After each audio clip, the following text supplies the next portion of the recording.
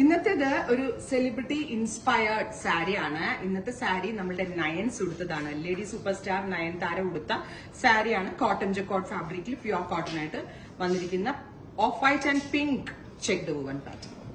1200 രൂപയ്ക്ക് നയൻസ് ഉടുത്ത സാരി നമുക്ക് കൊടുക്കാൻ പറ്റും.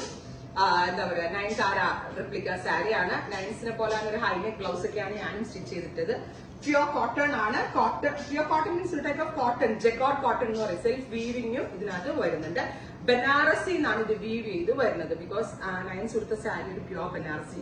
എനിക്ക് അതൊരു മൂങ്ക കോട്ടണോ അങ്ങനെ എന്തെങ്കിലുമൊക്കെ ആയിരിക്കും, എക്സ്പെൻസീവ് ആയിരിക്കുമല്ലോ. നമ്മളിത് ബനാറസി കോട്ടണിനകത്ത് 1200 റേഞ്ച്.